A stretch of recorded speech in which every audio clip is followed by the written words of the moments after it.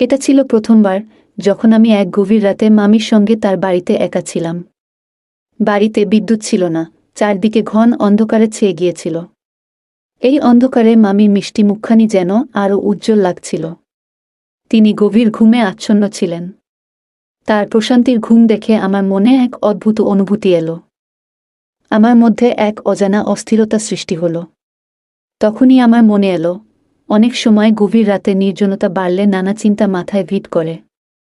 সেদিন সেই ভাবনায় আমি এক ধরনের টান অনুভব করলাম। প্রতি রাতে মামি ঘুমানোর পর আমি তার ঘরেই ঘুমাতাম, আর আমার মামি আমার চেয়ে মাত্র 6 বছরের বড় ছিলেন। দেখতে অত্যন্ত সুন্দরী ও তারুণ্যে ভরপুর। তিনি সব সময় শাড়ি পরতে ভালোবাসতেন।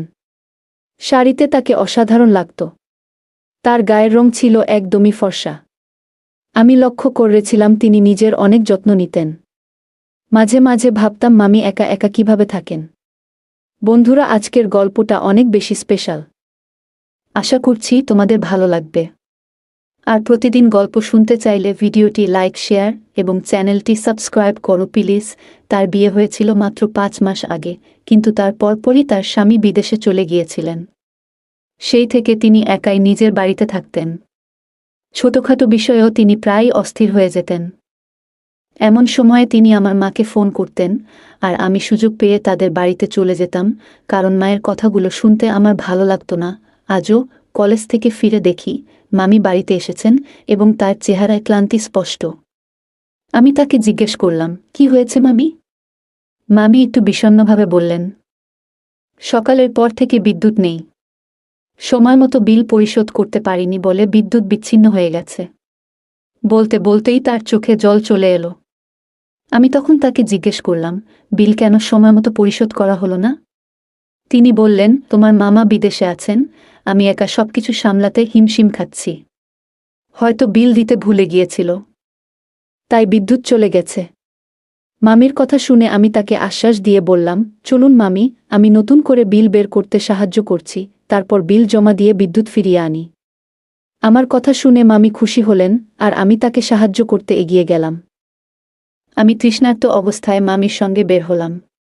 প্রথমে বিলটা নতুন করে তুললাম এবং তারপর তা জমা দিয়ে দিলাম। বিল জমা দেওয়ার পর মামি আমাকে তার বাড়িতে নিয়ে গেলেন। রাতের অন্ধকার চারদিকে ছেয়ে গিয়েছিল এবং এখনও বিদ্যুৎ ফিরে আসেনি। আমরা ঘরে ঢোকার পর চারদিক কিছুই দেখা যাচ্ছিল না। আমি তাড়াতাড়ি আমার ফোনের টর্চটা জ্বালালাম, আর সেই আলো মামির মুখের দিকে তাকাতেই আমার মনে কিছু ভাবনা এলো। এই হালকা আলোতে তার মুখের অপরূপ সৌন্দর্য ফুটে উঠেছিল। আমি তাকে বললাম, আপনি বেডরুমে গিয়ে একটু বসুন, আমি লাইটের ব্যবস্থা করার চেষ্টা করছি। মামি বললেন, আমার অন্ধকারে ভয় লাগে, তাই তো তোমাকে সঙ্গে নিয়ে এসেছি। মামির কথায় তাকে আশ্বাস দিয়ে কাঁধে হাত রেখে বললাম, আপনার ভয়ের কিছু নেই, আমি আছি আপনার সঙ্গে। আমি তাকে নিয়ে গিয়ে বিছানায় বসালাম এবং বললাম, আপনি একটু বিশ্রাম নিন, আমি লাইটের ব্যবস্থা করতে যাচ্ছি। যখন আমি ঘর থেকে বের হতে গেলাম, মামি ভয়ে আমার হাত ধরলেন এবং ভয়ে আমাকে জড়িয়ে ধরলেন। আমার মনও তখন আবেগে ভরে উঠল। আমি তাকে সান্ত্বনা দিয়ে বললাম, আপনার চিন্তা করার দরকার নেই, আমি কিছু একটা ব্যবস্থা করছি। আমার কথায় মামি কিছুটা শান্ত হলেন। আমি ঘর থেকে বের হয়ে ভাবতে লাগলাম, কিভাবে মামির উদ্বিগ্ন মন শান্ত করা যায়। মামি আমাকে সব সময় নিজের আত্মীয়ের মতোই বিশ্বাস করতেন। তার উদ্বেগ কমানোর জন্য আমি দুধের গ্লাসে সামান্য ঘুমে ওষুধ মিশিয়ে দিলাম, যাতে তিনি একটু ভালো করে বিশ্রাম নিতে পারেন। তখনও বিদ্যুৎ আসেনি, তাই মামি সেই দুধ খেয়ে আমার সঙ্গে কিছুক্ষণ কথা বলতে লাগলেন। মামি খুবই অস্থির ছিলেন। তার মন বলছিল, মামা হয়তো বিদেশে গিয়ে অন্য কারো সঙ্গে সম্পর্ক গড়েছেন। মামা বিদেশে যাওয়ার পর থেকে তার কোনো খোঁজ নেননি বা কোনো খবর পাঠাননি, তাই মামি দুশ্চিন্তাগ্রস্ত হয়ে পড়েছিলেন। মামার কথা বলতে বলতেই মামি চোখ ভিজে উঠল, আর আমি তাকে সান্ত্বনা দেওয়ার চেষ্টা করলাম। আমি মামিকে সান্ত্বনা দিয়ে বললাম যে তার দুশ্চিন্তা করার কোনো কারণ নেই, মামা কখনো এমন কিছু করবেন না যা তাকে কষ্ট দেবে। মামি আমার পাশে দাঁড়িয়ে ভীষণ আবেগপ্রবণ হয়ে কাঁদছিলেন। আমি তাকে শান্ত করার চেষ্টা করলাম এবং অপেক্ষা করছিলাম যে তিনি কখন একটু ঘুমিয়ে পড়বেন, যাতে তার মানসিক ক্লান্তি কিছুটা দূর হয়। কিছুক্ষণ পর দেখি মামি গভীর ঘুমে আচ্ছন্ন হয়ে পড়েছেন। তিনি গোলাপি শাড়িতে শুয়েছিলেন, তার শান্ত মুখ দেখে সত্যিই প্রশান্তি অনুভব করলাম। সেই রাতে আমি মামির বাড়িতেই থেকে গেলাম। দুধে মেশানো ওষুধের প্রভাব থাকায় মামি গভীর ঘুমেছিলেন এবং আমি সেই সময়ে তাকে সম্পূর্ণ সান্ত্বনা দিতে পারলাম। সকালে উঠে দেখি মামি উঠে পড়েছেন এবং আমার দিকে তাকিয়ে আছেন। আমি তখন তাকে জিজ্ঞেস করলাম, কি হয়েছে, আপনি এভাবে তাকিয়ে আছেন কেন? মামি মৃদু গলায় বললেন, আধেক দিন চলে গেল আর তুমি এখনও ঘুমাচ্ছ। এবার উঠে বাড়ি যাও, তোমার মা তোমার খোঁজ করছেন। আমি মামিকে হেসে বললাম, মা, সবসময় দুশ্চিন্তা করার অভ্যাস আছে। আমি তো আর অন্য কোথাও যাইনি, আমি মামির কাছেই ছিলাম। মামি তখন মৃদু হাসি দিয়ে বললেন, এত কথা বলার দরকার নেই, তুমি আমার বিছানায় কেন ঘুমালে? বাড়িতে তো আরও ঘর ছিল, তুমি চাইলেই অন্য ঘরে ঘুমাতে পারতে। মামির কথায় আমি একটু অপ্রস্তুত হয়ে গেলাম। তবে বুঝতে পারলাম যে তিনি রাতের ঘটনাগুলো নিয়ে কিছুই আঁচ করতে পারেননি। মামির কথাগুলো এড়িয়ে আমি উঠে ফ্রেশ হয়ে নিলাম, তারপর বাড়ি ফেরার জন্য প্রস্তুত হলাম। বাড়িতে পৌঁছাতেই দেখি মা রাগ করে বসে আছেন। বললেন, কাল সকাল এগিয়েছ, আজ ফিরছ। আমি মাকে বললাম, মামি অন্ধকারে একা থাকতে ভয় পাচ্ছিলেন, তাই আমি থেকে গিয়েছিলাম। এখন সকালে বিদ্যুৎ এসে গেছে, তাই তিনি নিশ্চিন্ত আছেন। মা তখন বললেন, তোমার মামির এমনই স্বভাব, সবসময় ছোট ছোট বিষয় নিয়ে দুশ্চিন্তা করেন।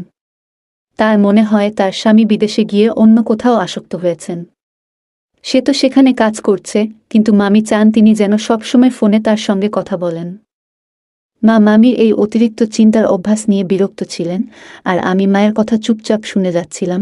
এভাবেই দুদিন কেটে গেল, আর আমি মামির বাড়ির দিকে আর যাইনি। কিন্তু মন চাচ্ছিল কিভাবে আবার মামির বাড়িতে যাই। দুদিন পর সন্ধ্যায় বন্ধুবান্ধবের সঙ্গে সময় কাটিয়ে বাড়ি ফিরলাম, আর দেখলাম মা পনিরের তরকারি রান্না করছেন। মায়ের সামনে ইচ্ছে করেই বললাম, মামি তো পনিরের তরকারি ভীষণ পছন্দ করেন, যদি কাছেই থাকতেন তবে দিয়ে আসতাম। মা মামির ওপর মাঝে মাঝে বিরক্ত হলেও তাকে খুব ভালোবাসেন। আমার কথা শুনে মা বললেন, মামির বাড়ি এতটাও দূরে নয়, তুমি তো বাইক নিয়ে 5 মিনিটেই পৌঁছে যেতে পারো, যাও গিয়ে দিয়ে এসো। আমি মনে মনে এই সুযোগের অপেক্ষায় ছিলাম। মুখে একটু অনিচ্ছার ভান করে বললাম, ঠিক আছে, আপনি প্যাক করে দিন, আমি দিয়ে আসছি। আর আমি মনে মনে অনেক খুশি হলাম। মা তাড়াতাড়ি করে পাত্রটা গুছিয়ে দিলেন, আর আমি মামির বাড়ির দিকে রওনা দিলাম। মামির বাড়িতে পৌঁছেই দেখি তিনি খেতে বসেছেন। পনিরের তরকারি দেখে তার মুখে হাসি ফুটে উঠল। খেতে বসতে বলায় আমিও তার সঙ্গে বসে গেলাম। খাওয়া শেষ হওয়ার পর আমি চায়ের আবদার করলাম। তখনই মনে হলো বাড়ি ফিরতে আর মন চাইছে না। চা খেতে খেতে আমরা দুজনে লুডো খেলায় মেতে উঠলাম, গল্প করেই সময় কাটতে থাকল। মামা না থাকায় মামি ভীষণ একাকী হয়েছেন। বিভিন্ন কথা আমাকে জানালো মামি। আমি বাড়িতে ফোন করে মাকে জানালাম যে মামি আমাকে জোর করে থাকতে বলছেন, যদিও মামি এমন কিছু বলেননি। তারপর মামির দিকে তাকিয়ে বললাম, মামি, আপনি এত দুর্বল হয়ে পড়ছেন, নিয়মিত দুধ খান না কেন? মামি হেসে বললেন, একে তো কেউ দুধ এনে দেয় না, আর তার উপর একা একা সব সামলাতে হয়। আমি তখন বললাম, ঠিক আছে, এই দায়িত্ব এখন থেকে আমার। আমি দুধ এনে তা গরম করে মামিকে দিলাম। দুধ হাতে নিয়ে মামি আমাকে স্নেহের দৃষ্টিতে দেখে বললেন, তোমার মতো ভাগনা সবার থাকা উচিত। তুমি আমার প্রতি এমন যত্নশীল যে তোমার মামা না থাকলেও আমার কোনো অসুবিধা হয় না। মামির কথা শুনে আমি মৃদু হেসে বললাম, কিন্তু তিনি জানতেন না যে আমার এই যত্নের পেছনে ভিন্ন উদ্দেশ্য রয়েছে। মামি দুধ পান করলেন এবং কিছুক্ষণ লুডো খেলার পর নিজের ঘরে ঘুমাতে চলে গেলেন। তার ঘুমের মধ্যে আমি রাতটা নিরিবিলি কাটিয়ে দিই। ভোরবেলায় ক্লান্তি অনুভব করে কিছুটা বিশ্রাম নিই। মামির কথা মনে পড়ায় আমি পাশের সোফায় শুয়ে পড়ি যেন কোনোভাবে তিনি সন্দেহ না করেন। পরদিন সকালে আমি একটু দেরি করে ঘুম থেকে উঠলাম। যখন আমি সকালে উঠলাম, মামিও আমার সঙ্গে জেগে উঠলেন। তিনি বললেন, তুমি রাতে এখানে ছিলে, তোমার মা তো চিন্তা করবেন। আমি হাসি দিয়ে বললাম, না, আমি মাকে আগেই ফোনে জানিয়েছি। তিনি বরং খুশি যে আপনার পাশে কেউ ছিল, নইলে একা একা আপনি কিভাবে সময় কাটান, এই ভেবেই মা সবসময় চিন্তিত থাকতেন। বিকেলের দিকে আমি বাড়ি ফিরে এলাম। মা তখন বললেন, তোমার পড়াশোনার দিকে খেয়াল দাও। মামির কাজে সারাক্ষণ লেগে থাকলে তোমার নিজের ভবিষ্যৎ নিয়ে চিন্তা করা হবে না। আমি তখন মাকে বললাম, মা, তিনি তো একা থাকেন, যদি আমরা তার কাজে একটু সাহায্য করতে পারি তাহলে খারাপ কি? তারপর আমি বললাম, এখন থেকে আমি প্রতিদিন রাতে মামির বাড়ি যাব। যাতে একটু পাহারা দেওয়া হয়। পাড়ার লোকজন বলছিল সম্প্রতি চুরির সমস্যা বেড়েছে। আমার কথা শুনে মা একটু চিন্তিত হলেন, তারপর বললেন, ঠিক আছে, তবে সকালে ঠিক সময়ে ফিরে আসবে। তোমার ক্লাস যেন মিস না হয়। আমি মাকে প্রতিশ্রুতি দিলাম যে প্রতিদিন সকালে সঠিক সময়ে ফিরে আসব বা সেখান থেকেই কলেজে চলে যাব। আমি ভাবলাম এভাবে প্রতিদিন মামির বাড়িতে থাকলে পড়াশোনারও ক্ষতি হবে না। আমি মামিকে বললাম যে সাম্প্রতিক সময়ে পাড়ায় চুরির ঘটনা বেড়েছে এবং কয়েকটি গল্প বললাম, যা শুনে মামি কিছুটা ভীত হয়েছিলেন। এরপর থেকে আমি প্রতিদিন রাতে দুধ নিয়ে মামির ঘরে যেতাম। মামি দুধ খেয়ে ঘুমিয়ে পড়লে আমি তার নিরাপত্তার দায়িত্ব পালন করতাম। আমার এই দায়িত্ব পালন করতে পেরে বেশ সন্তুষ্ট ছিলাম, কারণ মামিও এতে বেশ আশ্বস্ত ছিলেন। ধীরে ধীরে মামি নিজেই আমাকে রাতে থেকে যাওয়ার কথা বলতেন, আর মাকেও চিন্তা করতে হতো না, কারণ আমি ঠিক সময়ে কলেজে যাচ্ছিলাম। আর রাতে মামির সাথে আমার সময়ও কাটছিল ভালো। তিনি এখনও কিছু জানতেন না যে আমি কেন তার কাছাকাছি থাকতে চাচ্ছিলাম। তবে আমার জন্য একটানা রাত জেগে সকালে উঠে ক্লাসে যাওয়া কঠিন হলেও আমি কোনোভাবে সামলে নিচ্ছিলাম। কিছুদিন পর একদিন রাতে মামির ঘরে দুধ নিয়ে গেলে তিনি হঠাৎ বললেন, আজকাল মনে হচ্ছে আমি খুব গভীর ঘুমে আচ্ছন্ন হয়ে যাই। মাঝরাতে একবারও ঘুম ভাঙে না, অথচ আগে এমনটা কখনো হতো না। এরপর মামি আরও বললেন, আজ বিকেলে ঘর পরিষ্কার করতে গিয়ে ডাস্টবিনে এমন কিছু পেলাম যা দেখে অবাক হয়ে গেছি। মামির কথা শুনে আমার শরীর ঘামে ভিজে গেল। আমি বুঝে গিয়েছিলাম মামি কি বলতে চাইছেন, কিন্তু ভান করে জানতেও চাইলাম, মামি, কি এমন জিনিস পেয়েছেন যে আপনি এত চিন্তিত? আমার জানা ছিল যে তিনি সরাসরি কিছু বলবেন না। তাই আমি যেন কিছুই জানি না এমনটা দেখালাম। প্রথমে তিনি গভীরভাবে আমার দিকে তাকালেন, তারপর মাথা নাড়লেন এবং বললেন, না, কিছু না। তোমার জন্য এসব কিছু নয়, তুমি এখনো ছোট। মামি তখন দুধের গ্লাস শেষ করলেন এবং কথা বলতে শুরু করলেন। আমি মনে মনে হাসতে লাগলাম, কারণ মামি আমাকে এখনো শিশু ভাবছেন, অথচ প্রতিদিন রাতেই আমি তার ঘুমের সুযোগ নিয়ে কিছু না কিছু করছিলাম। কিছুক্ষণ পর মামি আবার ঘুমিয়ে পড়লেন, আর আমি আমার কাজে মন দিলাম। আমার কাছে বিষয়টি বেশ আনন্দদায়ক লাগছিল, কারণ খুব সহজেই আমার পরিকল্পনা সফল হচ্ছিল। তবে একদিন মামি বললেন, আজ বিকেলে পাশের বাড়ির মহিলা এসেছিলেন, বেশ অদ্ভুত কিছু কথা বলছিলেন। আমি একটু অবাক হয়ে জিজ্ঞাসা করলাম, কোনো মহিলা? মামি বললেন, তিনি বলছিলেন যে রাতে আমাদের বাড়ির জানালা দিয়ে কিছু অদ্ভুত ব্যাপার দেখেছেন। মনে হয়েছে রাতে কেউ এসেছিল। মামির কথা শুনে আমার মনে শঙ্কা জেগে উঠল, কারণ গত রাতে আমি কয়েকজন বন্ধুকে মামির বাড়িতে ডেকেছিলাম এবং আমরা সবাই একসঙ্গে সময় কাটিয়েছিলাম। এক রাতে যখন আমি মামির সাথে একান্তে সময় কাটাচ্ছিলাম, তখন হঠাৎই আমি বুঝতে পারলাম যে মামির পাশের বাসার এক মহিলা আমাদের বাড়ির দিকে নজর রাখছে। আমি তখন একটু ভয় পেয়ে মামিকে বললাম, মামি, আশেপাশের পাড়াপড়শিদের আপনার ঘরে আসতে না দেওয়াই ভালো। সবাই জানে আপনি একা থাকেন, তাই তারা নানা রকম কথা বলছে। কাল যদি আপনার চরিত্র নিয়ে কিছু বলে, তখন আপনি কি করবেন? আপনার উচিত সবার কাছে সোজাসুজি বলে দেওয়া যে আপনার ব্যক্তিগত জীবনে নজর না রাখে। মামি আমার কথায় সায় দিয়ে বললেন, তুমি ঠিকই বলেছ। আজ যদি ও বলে থাকে যে কাউকে দেখেছে, তাহলে কাল বলতে পারে যে কেউ আমার সাথে দেখা করতে এসেছে। তখন আমার কি হবে? মামির মনে আমার কথা ভালোভাবে ঢুকে গিয়েছিল। আমি তার কাঁধে হাত রেখে বললাম, মামি, আপনি জানেন না, সময়টা খুব খারাপ। আশেপাশের লোকেরা নানা রকম কথা ছড়াতে পারে।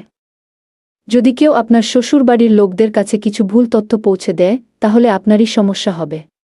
তাই পাড়াপড়শির সাথে একটু কঠোর হয়ে চলুন এবং কাউকে আপনার ব্যক্তিগত বিষয়ে কথা বলার সুযোগ দেবেন না। মামি আমাকে ধন্যবাদ জানালেন এবং বললেন, তুমি আমাকে সঠিক পরামর্শ দিয়েছ। এখন থেকে আমি আর কাউকে আমার বাড়িতে ঢুকতে দেব না। আমি মামির এই সিদ্ধান্তে খুশি হলাম। আমার সরল মনের মামি আমার প্রতি অন্ধ বিশ্বাস করতেন, আর আমি সেই সুযোগটাকেই কাজে লাগাচ্ছিলাম। সেই ঘটনার পর থেকে মামি আশেপাশের মানুষের সাথে সম্পর্ক ছিন্ন করে দিলেন এবং তার প্রতিটি সমস্যার সমাধানের জন্য কেবল আমার উপর নির্ভরশীল হয়ে পড়লেন। ছোটখাটো যে কোনো বিষয়ে তিনি আমাকে ফোন করতেন, আর আমি সঙ্গে সঙ্গে হাজির হতাম। প্রতি রাতেই আমি নিজেই তার জন্য দুধ নিয়ে যেতাম এবং কখনো কখনো সেই দুধে ঘুমের ওষুধ মিশিয়ে দিতাম। প্রথম দিকে আমি একাই তার গভীর ঘুমের সুবিধা নিতাম, কিন্তু ধীরে ধীরে আমি আমার কয়েকজন বন্ধুদেরও নিয়ে আসতে শুরু করি। আমরা বন্ধুরা মিলেই মামির গভীর ঘুমের সুযোগ নিতে থাকলাম। আমার মনে হয়েছিল এই ঘটনা চিরকালই গোপন থাকবে, কিন্তু আমি ভুল করেছিলাম। এক রাতে হঠাৎ করে কিভাবে যেন মামির ঘুম ভেঙে যায়। তিনি ঘর থেকে বের হয়ে এসে দেখেন আমি এবং আমার বন্ধুরা লাউঞ্জে বসে আছি। কিছুক্ষণের মধ্যেই মামি সব বুঝে যান এবং বিস্মিত চোখে আমার দিকে তাকিয়ে থাকলেন। মামির এই আচরণে আমার বন্ধুরাও ভয় পেয়ে দ্রুত সেখান থেকে চলে যায়। তাদের চলে যাওয়ার পর মামি আমার কাছে এসে কাঁধ ধরে জিজ্ঞেস করলেন, এখানে এসব সব কি চলছে? আমি ভীষণ ভয় পেয়ে গিয়েছিলাম এবং কিছুই বলতে পারছিলাম না। আমি মামিকে বললাম, মামি, আমি শুধু পড়াশোনার জন্য বন্ধুদের ডেকেছি। কিন্তু মামি রেগে গিয়ে আমাকে একটা থাপ্পড় মারলেন এবং বললেন, আমি নিজ চোখে দেখেছি তুমি বন্ধুদের নিয়ে মাদক নিচ্ছিলে এবং 2 মেয়েকেও দেখেছি যারা রাতের অন্ধকারে তোমাদের সাথে সময় কাটাচ্ছিল। আমার কয়েকজন বন্ধু প্রায়ই তাদের সাথে মেয়েদের নিয়ে আসত যারা আমাদের মনোরঞ্জন করত। মামি এই দৃশ্য দেখে ফেলেছিলেন এবং বলছিলেন, তোমার কি লজ্জা নেই? এই বয়সে এ ধরনের কাজ করছো? তোমাকে দেখে মনে হয় না যে তুমি আমাদের পরিবারের কেউ। মামির কথা শুনে আমার মাথা নিচু হয়ে গেল। আমি তাকে বললাম, আমি তো বন্ধুদের সাথে একটু মজা করতে চেয়েছিলাম। কিন্তু মা এসব কিছুতেই অনুমতি দেন না। মনে হয় মায়ের মানসিকতা এখনো অনেক পুরনো। মা আমার বন্ধুদের পছন্দ করে না, তাই আমি রাতের বেলায় এখানে চলে আসি। আজও আপনি দুধ খেয়ে ঘুমিয়ে পড়েছেন, তখনই আমরা একটু মজা করছিলাম। এতে কি ভুল আছে? আমরা তো শুধু একটু আনন্দ করছি। আমার কথা শুনে মামি আমাকে আরেকটা থাপ্পড় মারলেন এবং বললেন, কিছু তো লজ্জা করো। তুমি যেটা মজা বলছো সেটা তো আসলে বিপদের পথে নিয়ে যাচ্ছে। তুমি একবারও ভাবো না তুমি নিজের ক্ষতি করছো। মামির আগে বললেন, তুমি কোনো ভুল পথে পা বাড়িয়েছ জানো? তোমার মা দিনরাত খেটে তোমার কলেজের ফি দেয়, আর তুমি এখানে এইসব করছো। তুমি কি ভাবতে পারো না যে তোমার মা কত ত্যাগ স্বীকার করে তোমাকে বড় শহরের ভালো কলেজে পড়াতে পাঠিয়েছে? যদি তুমি নিজের চেষ্টা না করো, তাহলে তোমার মায়ের কষ্ট সব বৃথা যাবে। হয়তো আমার নিরীহ বোন বুঝতে পারেনি যে তুমি সেই যোগ্য নও। তুমি তো শুধু খারাপ সঙ্গেই পড়ে গিয়েছ, আর আজ তাই এমন পথে চলে যাচ্ছ। মামির কথা শুনে আমার মাথা ঘুরে গেল। তিনি বললেন, এখনই তোমার মাকে ফোন করে সব বলে দেব। আমি ভয়ে কাঁপতে কাঁপতে মামির সামনে হাত জোড় করে বললাম, মামি, দয়া করে মাকে কিছু বলবেন না। সত্যি বলতে, এসব শুনলে তিনি খুব কষ্ট পাবেন। মামি হতাশ হয়ে বললেন, তাহলে এসব করার আগে একবার ভাবতে পারলে না? আমি বুঝতে পারছি কেন আমি প্রতিদিন গভীর ঘুমে ডুবে যেতাম। আসলে তুমি আমার এই বিশ্বাসের সুযোগ নিয়েই আমার বাড়িতে এমন সব জায়গা তৈরি করেছিলে। নিজেকে লজ্জা হওয়া উচিত তোমার। মামি কথা বলতে বলতে কান্নায় ভেঙে পড়লেন। মামি সোফায় বসে রইলেন, আর আমি তাকে আশ্বস্ত করার চেষ্টা করলাম যে ভবিষ্যতে কোনো ভুল কাজ আর করব না। কিন্তু তিনি আমার উপর বিশ্বাস রাখতে রাজি ছিলেন না। তিনি বললেন, যে ছেলে প্রতিদিন নিজের মামিকে ঘুমের ওষুধ দিয়ে ঘুম পাড়াতে পারে, সে তো কোনো কিছুই করতে পারে। তুমি আমার একাকিত্বের সুযোগ নিয়ে আমার বাড়িটাকে প্রায় ক্লাব বানিয়ে ফেলেছিলে। লজ্জা হয় এটা বলতে যে তুমি আমার ভাগনা। আমি তার পায়ের কাছে বসে মাফ চাইতে লাগলাম, কিন্তু মামি সেই রাতেই আমাকে বের করে দিয়ে বললেন, এবার থেকে আমার বাড়িতে পা রাখার সাহস করো না। আমি চুপচাপ রাতের অন্ধকারে মামির বাড়ি থেকে বেরিয়ে নিজের বাড়িতে ফিরলাম। মা আমাকে দেখে চিন্তিত হয়ে জিজ্ঞেস করলেন, কি হয়েছে?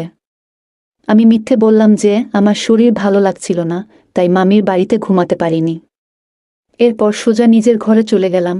আমার মনে একটাই ভয় ছিল, যদি মামি মাকে সব বলে দেন, তাহলে বাবা কখনো আমাকে ক্ষমা করবেন না। তবে মামি আমার উপর দয়া করে কিছু বলেননি। তবে তিনি কঠোরভাবে নির্দেশ দিয়েছিলেন যেন আমি আর সেই বন্ধুদের সাথে কোনো সম্পর্ক রাখি না। আমি মামির কথা শুনলাম, কিন্তু এরই মধ্যে কলেজে আমার পড়াশোনা একেবারে খারাপ হয়ে গেল। পরবর্তী সেমিস্টারে আমি সম্পূর্ণভাবে ফেল করলাম। এই সংবাদ শুনে আমার মা খুবই ভেঙে পড়লেন এবং বাবাও প্রচণ্ড রেগে গেলেন। আমি তখন বাবা মাকে প্রতিশ্রুতি দিলাম যে এবার থেকে কঠোর পরিশ্রম করব। আসলে কলেজে খারাপ সঙ্গেই জড়িয়ে পড়েছিলাম। আমার সব বন্ধু তাদের বাড়িতে পার্টি করত, মেয়েদের ডাকত, মাদক গ্রহণ করত, আর আমাকেও এতে অংশ নিতে বলত। যখন মামির বাড়িতে একাকিত্ব পেলাম, তখন সেখানে বন্ধুদের নিয়ে গিয়ে পার্টি শুরু করি। যখন মামি সব জেনে গেলেন, তখনই আমার ভুলগুলো চোখে পড়ে। লজ্জিত হয়ে আমি বুঝলাম যে আমার ফলাফল এত খারাপ হওয়ার মূল কারণ আমার খারাপ সঙ্গ। এরপর আমি সব খারাপ বন্ধুদের থেকে দূরে সরে গেলাম। সৌভাগ্যক্রমে আমার অভ্যাস এখনও শক্তভাবে গড়ে ওঠেনি, তাই খুব দ্রুত আমি সেই অভ্যাস থেকে মুক্তি পেতে সক্ষম হয়েছি। এখন আমি সম্পূর্ণ মনোযোগ দিয়ে পড়াশোনায় মন দিয়েছি। আমি সকল ছেলেমেয়ের প্রতি এই বার্তাই দিতে চাই যে কলেজ বা বিশ্ববিদ্যালয়ে পড়াশোনা ছেড়ে এমন কিছু করবেন না যা ভবিষ্যৎ নষ্ট করে দিতে পারে।